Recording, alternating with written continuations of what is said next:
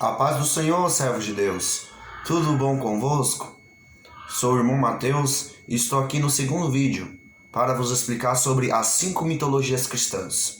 Sabe aquele povo que fala que Elias subiu numa carruagem de fogo e não num redemoinho? Ou que falam que Lilith foi a primeira mulher de Adão e não Eva? Geralmente seja por eles darem mais valor às tradições orais ou tradições escritas extra-bíblicos, ou seja por uma leitura muito rápida e não muito minuciosa da Bíblia, ficam argumentando essas mitologias cristãs, algo que não está na Bíblia. Então, curtem, comentem, compartilhem, para que o nome do Senhor seja glorificado e possamos cada dia mais crescer na graça e no conhecimento de nosso Senhor e Salvador Jesus Cristo. Deus abençoe.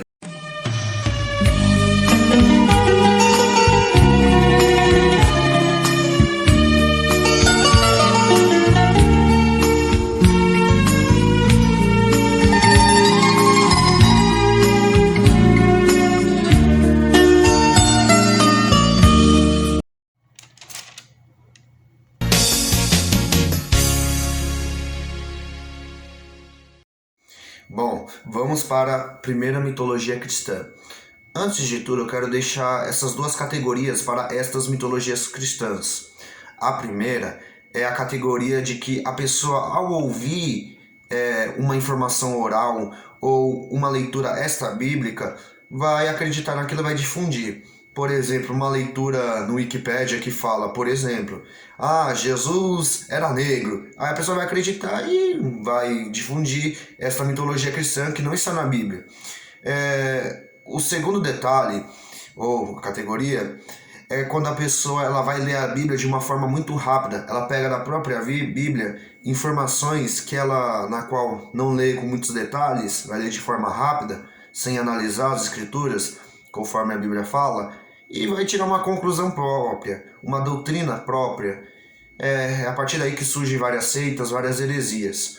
Mas então, a primeira mitologia cristã é Adão e Lilith. Segundo que o povo fala que Adão não tinha Eva como primeira esposa, mas tinha Lilith como a sua primeira esposa. Aí aconteceu que a Lilith não quis ser submissa ao Adão, não quis se submeter ao Adão, e ela brigou com ele, rebelou-se com Deus e se tornou uma demônia, um demônio, e ficou do lado do maligno.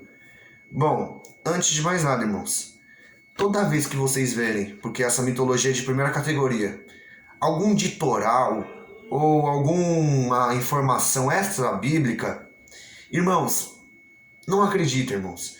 Analisem, desconfiem, olhem para a Bíblia. Irmãos, a Bíblia é a resposta, irmãos.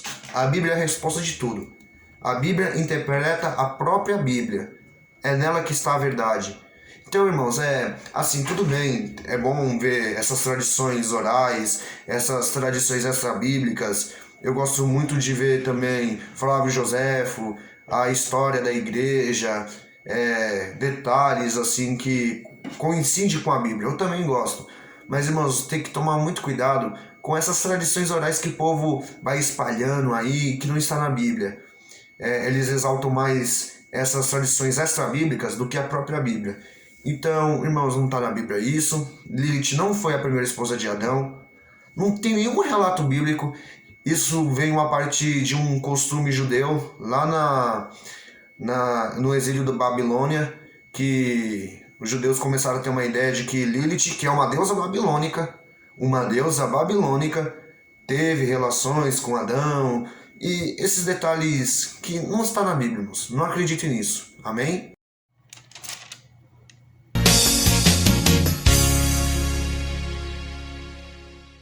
Bom, essa é a segunda mitologia cristã que falam que Elias subiu numa carruagem de fogo. Bom, é interessante vocês observarem que essa mitologia de segunda categoria, que a pessoa vai ler a Bíblia rápida e não interpreta direito, não analisa, é interessante você observar que anos atrás, uns 4, 5 anos atrás, muitos pregadores, ao relatar a passagem de 2 Reis, capítulo 2, eles falavam assim: Elias subiu numa carruagem de fogo. Elias foi arrebatado ao céu numa carruagem de fogo. Você vê isso muito também em desenhos bíblicos, sabe? Aquele domingo de manhã, quando nós jovens assim éramos crianças e assistia aqueles desenhos bíblicos da Record, era uma benção aqueles desenhos. Então, ainda hoje até aqui passa, eu acho. Mostra também Elias subindo numa carruagem de fogo.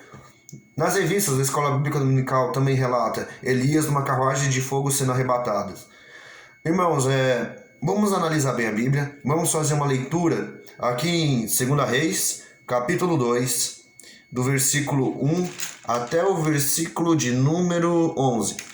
Vamos prestar atenção e analisar, irmãos, para demonstrar que Elias não subiu numa carruagem de fogo. Sucedeu, pois, que, havendo o Senhor de elevar Elias no redemoinho ao céu, Elias partiu com Eliseu a Gilgal. Temos um primeiro detalhe bem interessante. Eliseu estava junto com Elias. Então, Eliseu estava junto com Elias. Tinha o Eliseu junto com Elias, certo? Eles estavam juntos. Guardem bem esse detalhe. E disse Elias a Eliseu: Fica-te aqui, porque o Senhor me enviou a Betel. Porém Eliseu disse: Vive o Senhor e vive a tua alma, que te não deixarei. E assim foram a Betel. Vamos ler aqui esses próximos versículos que vamos ver um detalhe interessante. Então os filhos dos profetas que estavam em Betel saíram a Eliseu e lhes disseram: Sabes que o Senhor hoje tomará o teu Senhor por de cima de tua cabeça? E ele disse: Também eu bem sei, calai-vos. Aí verso 4. E Elias lhe disse: Eliseu, fica-te aqui, porque o Senhor me enviou a Jericó. Porém ele disse: Vive o Senhor e vive a tua alma, que te não deixarei. E assim vier a Jericó. Vamos ler o versículo 6? E Elias disse de novo: Fica-te aqui, porque o Senhor me enviou ao Jordão. Mas ele disse: Vive o Senhor e vive a tua alma, que te não deixarei. E assim ambos foram juntos. Então, irmãos, aqui você vai perceber que Eliseu não queria sair de perto de Elias de maneira nenhuma. Ele queria ficar de perto de Elias, não queria sair de perto de Elias. Ele estava sendo persistente. Esse detalhe muito importante. Agora é o seguinte: para muitos até que já perceberam, já prestaram um pouco de atenção, viram que já no versículo 1, Elias falou que ia subir no redemoinho ao céu. Tá, verso 6, agora vamos para o verso de número 7. E foram 50 homens dos filhos dos profetas, e de longe pararam de fronte, e eles ambos pararam junto ao Jordão. Então Elias tomou a sua capa e a dobrou, e feriu as águas, as quais se dividiram para duas bandas, e passaram ambos em seco.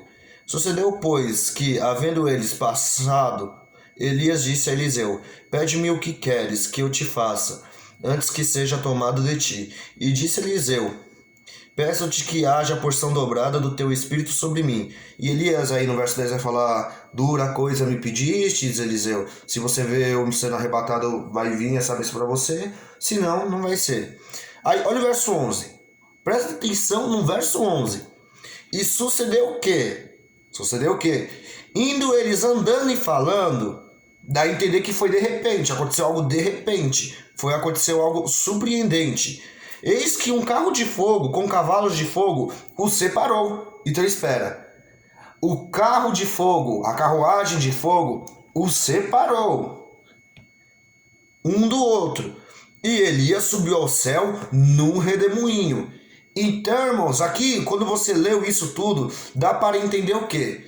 Elias subiu ao céu num redemoinho, não numa carruagem. E por que eu li esses detalhes do Eliseu estar junto com Elias e ele não queria sair de perto de Elias? É dessa seguinte circunstância. Se Eliseu continuasse junto de Elias e o carruagem de fogo não passasse para separar os dois, ia acontecer alguma coisa com Eliseu, quando Elias foi arrebatado no redemoinho. Ia acontecer alguma coisa. Eu não posso afirmar o quê. Então, iria acontecer alguma coisa com Eliseu se a carruagem de fogo não passasse e separasse Elias de Eliseu. Ia acontecer alguma coisa com Eliseu, irmãos. Entendam bem isso. Então Elias foi arrebatado no redemoinho e a carruagem de fogo serviu para separar os dois. E no próximo verso, o verso de número 12, o que vendo Eliseu clamou, meu pai, meu pai. Eu vou pegar por uma outra tradução, não pela Almeida Revista, que eu acho essa tradução, se não me falha a memória, a Nova Versão Internacional, bem mais pertinente para essa questão. Meu pai, carruagem de Israel e seus cavaleiros. Então, dá a entender, porque no hebraico original tá o termo singular, tá com um carro só, dá a entender que só tinha um carro. Como mostrou aí na novela, tinha várias carruagens de fogo e essas carruagens de fogo giravam formando um redemoinho. Não é assim não, irmãos. Tinha só uma carruagem de fogo naquele lugar para separar Elias de Eliseu. Isso vai demonstrar uma misericórdia do Senhor. Poderia ter acontecido alguma coisa com Eliseu, reafirmando aqui. Entendeu, irmãos? Então, Elias foi arrebatado ao céu no redemoinho. A carruagem de fogo serviu para separar Elias de Eliseu. Senão ia acontecer alguma coisa com Eliseu se ele continuasse do lado de Elias e fosse arrebatado com um redemoinho. Amém, irmãos?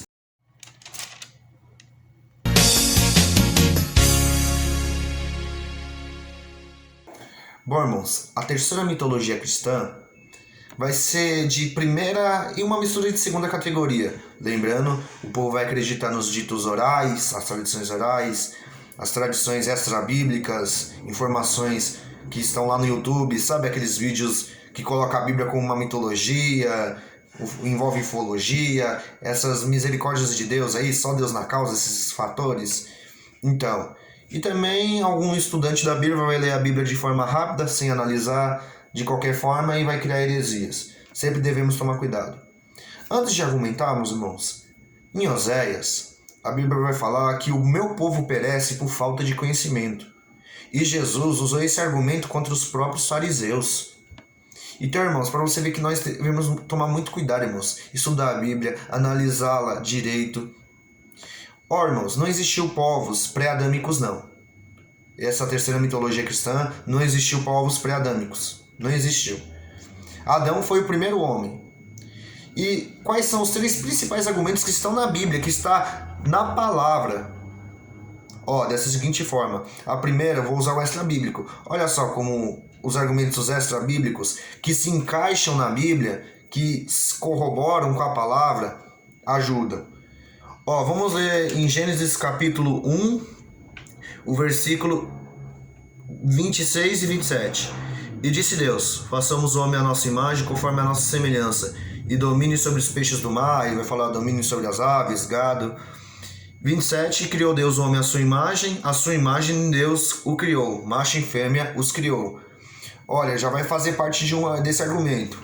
Mas vamos prestar atenção no capítulo 2, o verso 7. E formou o Senhor Deus o homem do pó da terra, e soprou em seus narizes o fôlego da vida, e o homem foi feito alma vivente. Muita gente que acredita nisso vão usar esses argumentos. Como pode estar no capítulo 1 e no próximo capítulo parece que muda de contexto, tem outro homem, tem uma outra humanidade? Irmãos, Gênesis foi escrito por Moisés. Moisés escreveu o Pentateuco, certo? E Moisés, nos seus 40 anos... A Bíblia fala lá em Êxodo que ele ficou 40 anos no Egito como príncipe. Ele teve uma aprendizagem egípcia. Ele aprendeu por professores egípcios. O Império Egípcio naquela época era um império poderoso e o povo de lá era muito sábio. E então, qual é a questão do ensinamento egípcio? Eles vão afirmar, dar detalhes dessa afirmação e reafirmar de novo.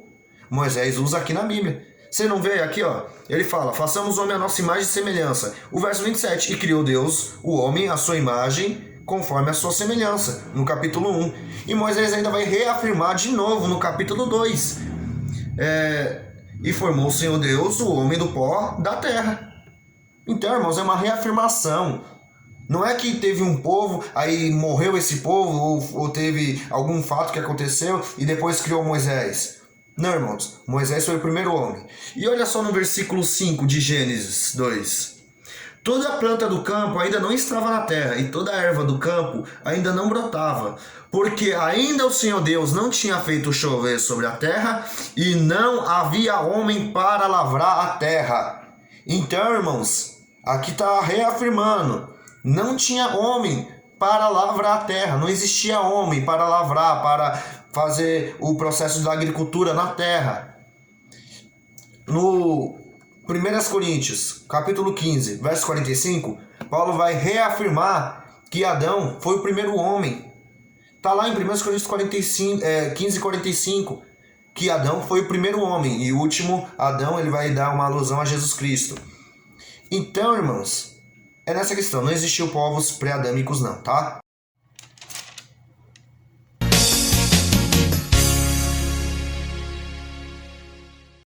Então, irmãos, esta penúltima mitologia cristã fala acerca de que será que Paulo caiu mesmo do cavalo?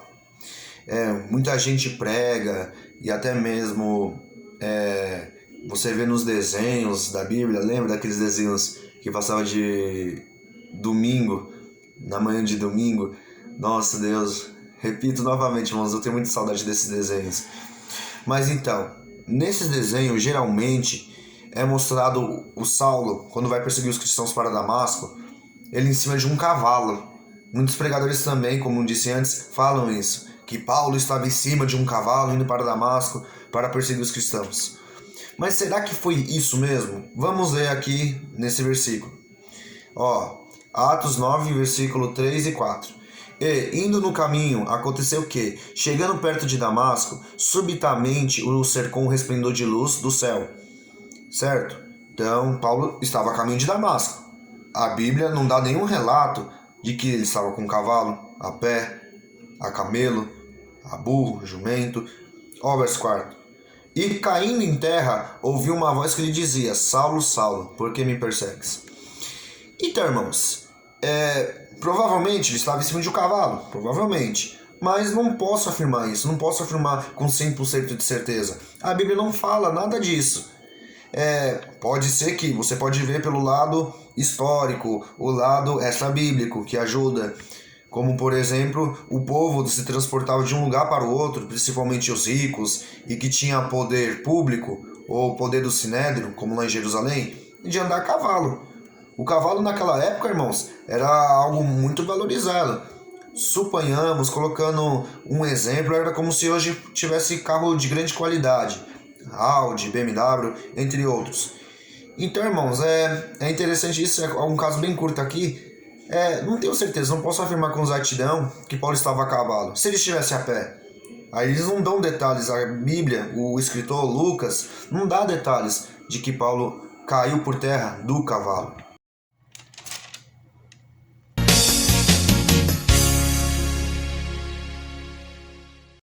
Então, irmãos, a quinta mitologia cristã é com questão ao rei Davi, de primeira categoria que muitos pregadores difundem, que é dessa seguinte forma: Davi era filho de uma prostituta ou uma meretriz. Irmãos, tudo bem nas pregações darem hipóteses, colocarem aplicações de tradições orais ou extra-bíblicos, mas com nota e referência, mas que estejam pertinentes e acoplados, que estejam condizentes com a Bíblia, irmãos. Davi não era filho de uma prostituta, irmãos. Davi não era filho de meretriz, ele não era filho bastardo, como muita gente também fala. 1 Samuel, capítulo 17, verso 12. Davi era filho daquele Efrateu de Belém de Judá, cujo nome era Jessé. Aí qual vai ser a argumentação do povo que apoia isso? Salmo 51, verso 5. Eu nasci na iniquidade e em pecado concebeu minha mãe. Só que muita gente não entende que esses salmos foi escrito com um cunho de arrependimento. Davi estava arrependido, muito, mas muito arrependido. Ele falou dessa seguinte forma, então: eu nasci na iniquidade. Lembra lá em Romanos que Paulo fala: através de Adão todos pecaram? Davi está querendo dizer isso. Eu nasci no pecado. Eu nasci na iniquidade. Nós fomos gerados com a tendência de ser pecaminoso. Através de Adão. A humanidade é assim, irmãos. E em pecado me concebeu minha mãe. A mãe de Davi é pecadora.